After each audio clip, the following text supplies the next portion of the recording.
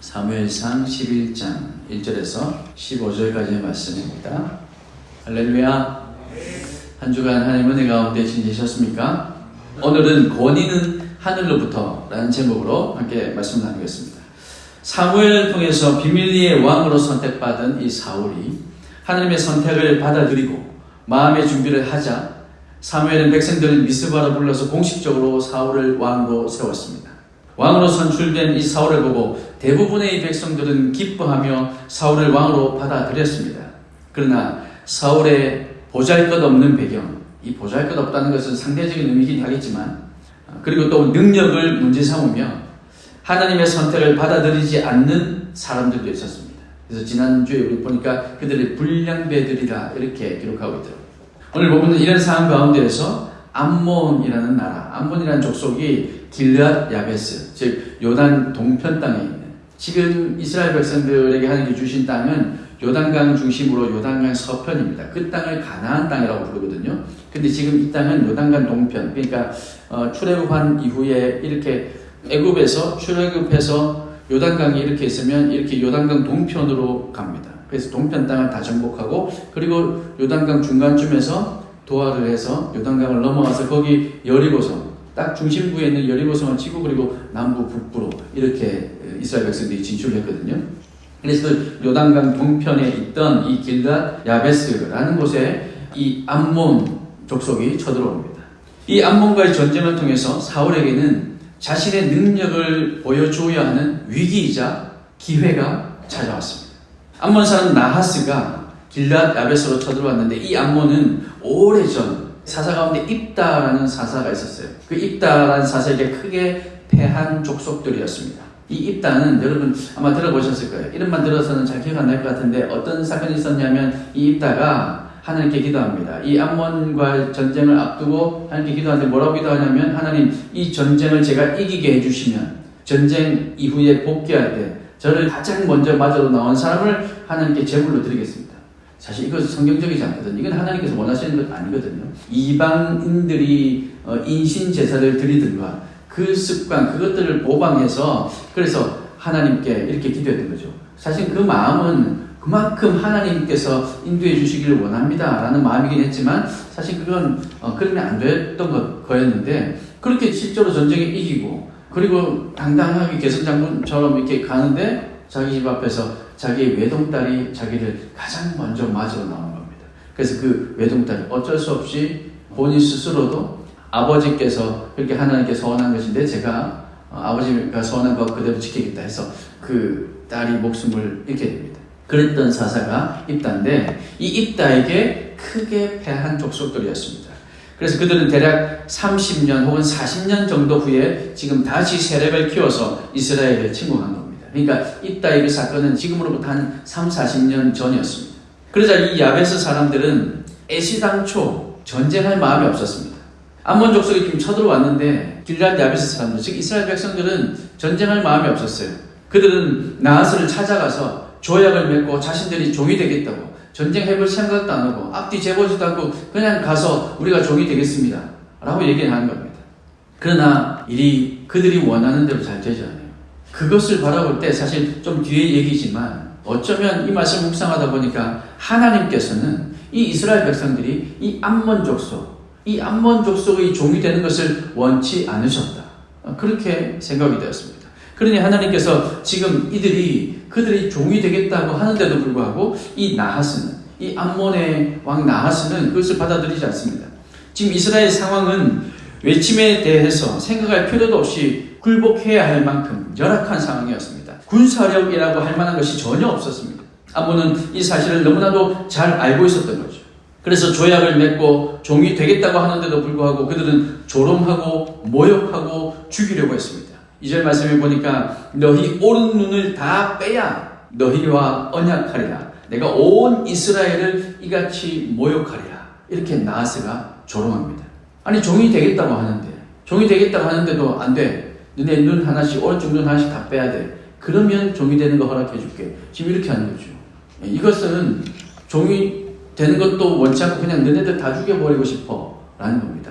이전에 3, 40년 전에 입다에게 당했던 그 복수 지금 내가 너희들에게 하고 싶어. 이렇게 해석해 볼 수 있는 거죠. 한쪽 눈이 없는 종은 종으로서의 가치도 현격히 떨어집니다. 즉 나아서는 이스라엘 백성들을 종으로서도 필요 없고 그냥 죽이겠다는 말과 다름이 없는 거죠. 만약에 군사적으로 해석을 해봐도 군사로서의 구슬도 하지 못하게 하기 위해서 오른쪽 눈, 한쪽 눈을 빼려고 했던 것입니다. 이 야베스 장로들은 7일간 우리에게 시간을 주면 우리를 구원해줄 지원군을 모아오겠다고 합니다. 여러분 전쟁이 났어요. 전쟁이 나서 적군이 쳐들어왔는데 그 쳐들어온 적군에게 우리가 항복하겠다고 합니다. 근데 그 적군은 또 그 항복조차도 안 받아주고 무조건 다 죽여버리겠다. 지금 이런 상황 속에서 그러면 우리가 우리 편 한 일주일만 시간 주면 우리 편 좀 만들어 올게 라고 얘기하는 것을 그 적국이 그래 한번 그렇게 해봐 라고 하는 이런 전쟁 여러분 보셨습니까? 지금 사실 어떻게 보면 상식적이지 않은 비상식적인 일들이 일어나고 있는 거죠. 그 말은 이 암몬 족속이 그만큼 이스라엘을 깔보고 있다. 무시하고 있다라는 겁니다. 너네가 가서 그 7일 동안 모아와봐야 그래봐야 어떻게 우리를 이기게 되느냐. 모아와도 아무 소용 없을 거다라는 자신감이죠. 그래서 만약에 구원할 지원군이 없으면 그때 암몬 족속들 니네들 마음대로 우리를 처분해도 좋다. 그렇게 부탁합니다. 그런데 나아스는 이 요청을 받아들이죠. 그래봤자 너희를 도와줄 사람이 누가 있겠느냐라는 겁니다. 이스라엘의 군사력이 어느 정도였는지를 지금 짐작하게 하는 대목입니다. 또한 이스라엘의 왕이 없음을 잘 알고 있었다는 말이기도 합니다. 군사력은 좀 부족했다 할지라도 왕이 있으면 그 구심점이 될 만한 그 한 사람이 있다면 어쩌면 인원수로도 몰아붙이면 혹시 어려울 수도 있을 텐데 이런 생각도 할 수 있었을 텐데 왕이 없다는 것, 구심점이 없다는 것도 이들은 너무나도 잘 알고 있었던 거죠. 이 나아스는 어쩌면 3, 40년 전 그때 이 사사 입다가 세워질 때의 상황을 너무나도 잘 기억하고 있는 것처럼 마치 데자뷰를 보듯이 그때의 그 상황을 재현해 가고 있는 것 같습니다. 왜냐하면 그때에도 3, 40년 전에도 입다가 왕으로 세워져 있을 때, 사사로 세워져 있을 때 침략한 것이 아니라 이스라엘 백성들을 암몬이 침략하니까 이스라엘 백성들이 우리 어떡하냐 큰일 났다. 지금 우리를 구원해 줄 수 있는 사람이 없다. 힘 있는 사람도 없고 세력도 없다. 그러다가 이 입다를 찾아갑니다. 이 입다는 서자였기 때문에 자신들이 사실은 거의 쫓아내다시피 했던 그 입다였습니다. 그런데 그 입다를 찾아가서 너 우리 좀 도와줘라. 너 우리 도와주면 그러면 우리가 널 사사로 세울게. 30, 40년 전에 있었던 그 일이 그대로 지금 재현되고 있는 것처럼 그때는 입다가 세워져서 우리가 졌지만 이번에 또 한번 해보자. 그래서 이번에는 너네가 일주일 줄 테니까 누구든지 데려가봐. 그래도 우리가 이길 걸 이라고 얘기하는 것처럼 들립니다. 그리고는 전령을 이 이스라엘 지파들에게 이 길앗 야베스 사람들이 보냅니다. 요단 서편, 그 요단강을 건너서 가나안 땅에 있는 동족들에게 전령을 보냈습니다. 그 중에 얼마 전에 왕으로 세워진 사울이 사는 이 기브아에도 그 소식이 들렸습니다. 그러자 기브아 사람들은 목 놓아 울었죠.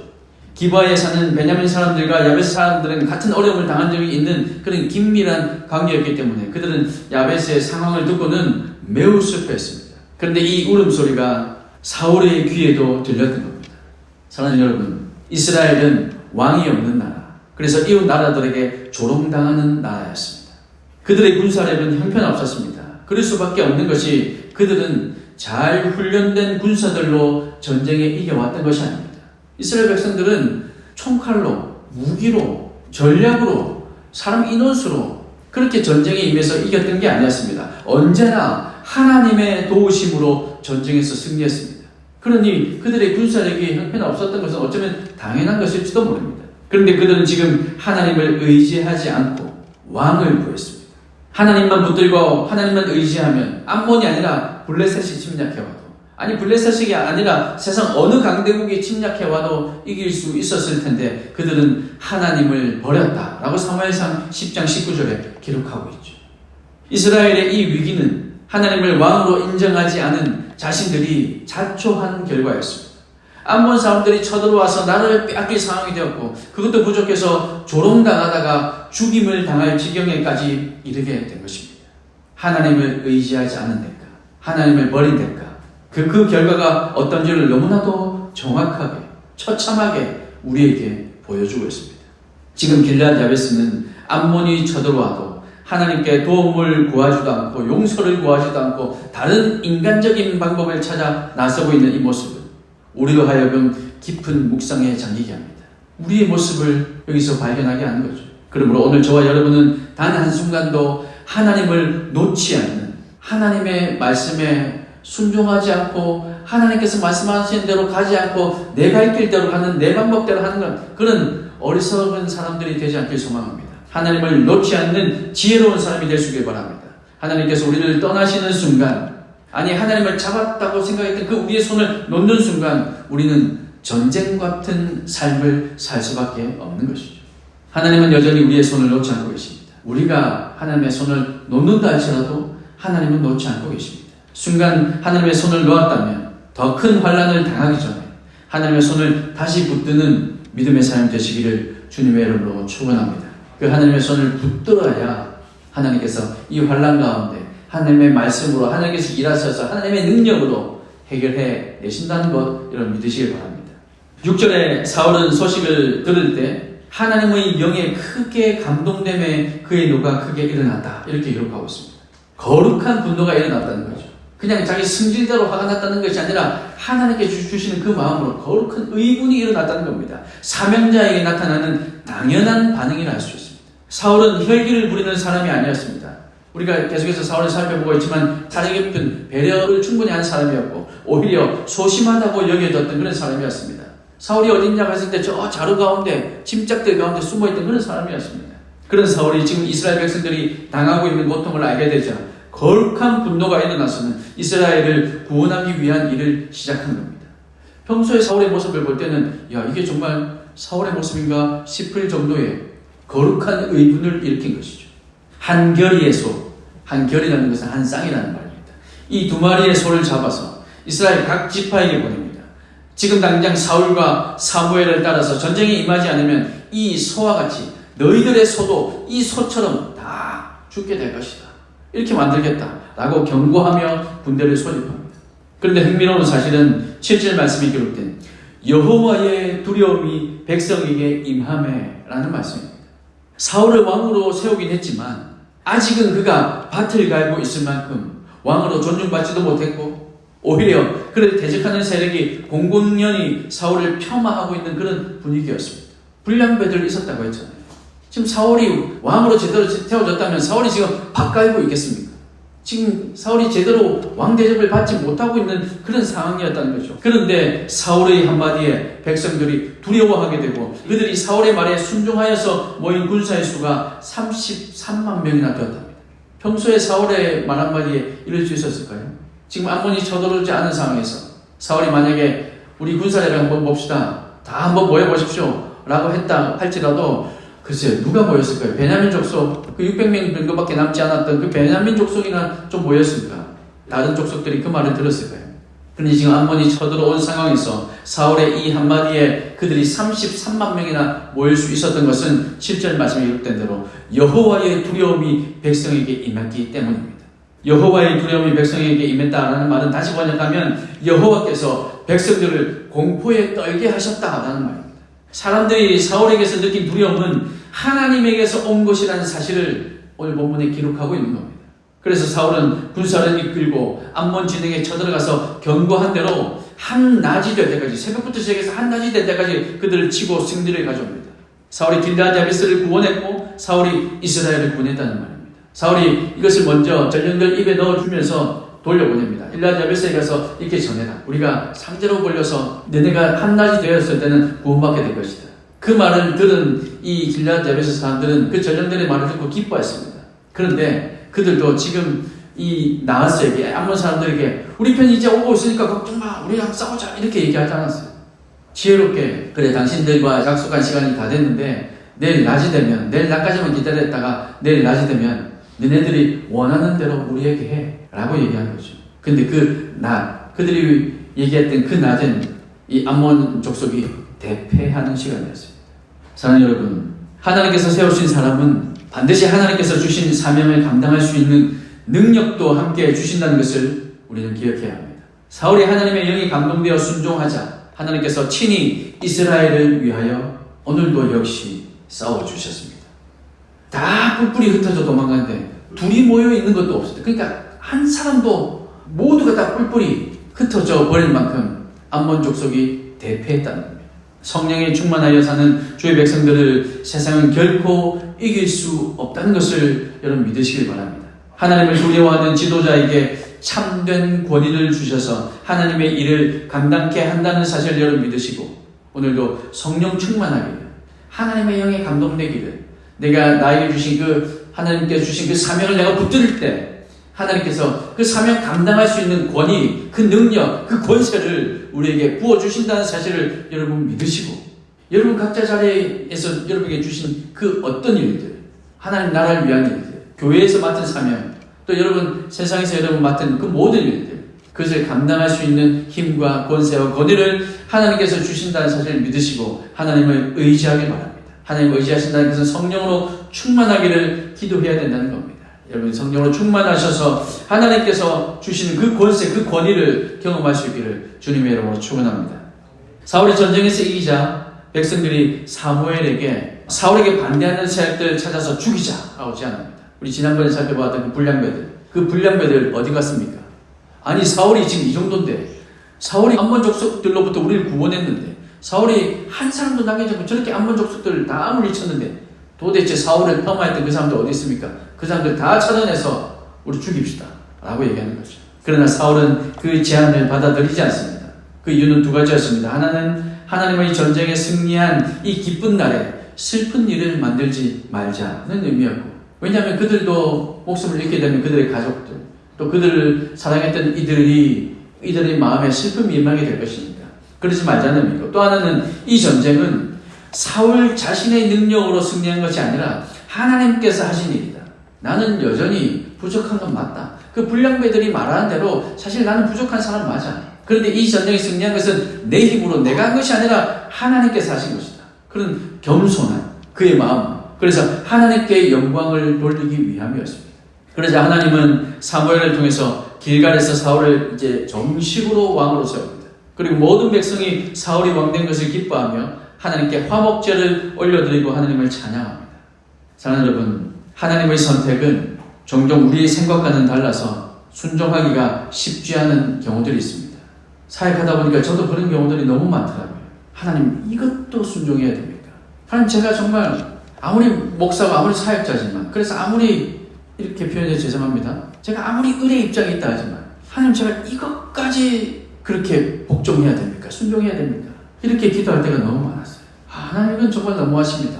제가 구체적인 사건들 다 말씀드리자면 이런 것들은 정말 꼬리에 꼬리를 물고 밤새도록 얘기할 수 있을 것 같아요. 이런 억울하고 이런 답답할 때가 너무나도 많이 있었습니다. 그런데 그때에도 그렇게 깝깝하고 그렇게 힘들고 그렇게 억울했지만 기도하는 가운데 하나님께서 주시는 마음이 있어서, 그래 결국 잘못돼 봐야 죽기밖에 더 하겠나 하는 마음으로 거기에 순종해 봤더니 또 하나님께서 정말로 이 세상에 줄 수 없는, 하나님만이 주실 수 있는 참 평안이 저에게 임하는 것을 경험했습니다. 여러분 이것은 경험해보지 못하면 잘 모를 겁니다. 정말 온 세상이 밝아집니다. 갑자기 제가 신기한 걸 얘기하는 것 같아 죄송한데요, 정말 암울하고 깜깜했던 그 제 마음속이 그렇게 순종하고 그 순종한 결과 하나님께서 주시는 그 평안이 제 마음속에 임할 때요, 갑자기 온 세상이 밝아지는 것 같습니다. 그리고 제 마음속에 있던 근심과 걱정과 억울함들이 정말 깨끗이 날아갔습니다. 이것이 하나님 주신 평안이구나. 순종의 결과가 이거구나. 나에게 순종하라고 하나님께서 말씀하신 이유는 나 때문이구나. 내가 순종해서 하나님께서 뭘 얻는 것이 아니라, 내가 순종해서 그 어떤 사람이 어떤 이익을 얻는 것이 아니라, 그 순종해봤더니 나에게 이 놀라운 은혜가 임하는구나 하는 것을 느끼게 되었습니다. 하나님의 말씀, 하나님의 이 생각에 우리가 순종하기가 쉽지 않은 경우들이 너무나도 많이 있습니다. 이스라엘은 사울을 왕으로 받아들이는 것이 쉽지 않았던 것 같습니다. 무슨 저런 찌질한 사람이 왕이라고, 그렇게 쉽지 않았던 것 같습니다. 그러나 결국 그것은 하나님의 뜻이 맞았다는 거예요. 하나님의 결심, 하나님께서 결심하신 그 일에는 우리가 토를 달 수 없다는 것, 그것을 확인하게 된 것이었죠. 우리의 삶 가운데 하나님의 뜻이 이해되지 않을 경우가 종종 있지만, 여러분 그것을 믿고 순종하면 하나님의 그 선택이 최선이었음을 깨닫게 되실 겁니다. 그리고 우리의 삶이 잘 풀려간다, 이것은 둘째 문제고요. 우리 심령에 정말 하나님만이 주실 수 있는 그 참 평안, 여기가 천국이구나 싶을 만큼의 평안이 우리 가운데 임한다는 거예요. 그래서 하나님을 발견하게 되고 하나님을 만나게 되고, 그래서 순종이 나를 위한 것이구나 라는 것을 깨닫게 된다는 겁니다. 우리는 깨어 있기만 하면 하나님께서 일을 행하신다는 것 여러분 믿으시기 바랍니다. 여러분 이번 한 주도 우리가 하나님의 뜻에 순종할 수 있는 믿음을 달라고 간구하시는 저와 여러분이 되시기를 간절히 소망합니다.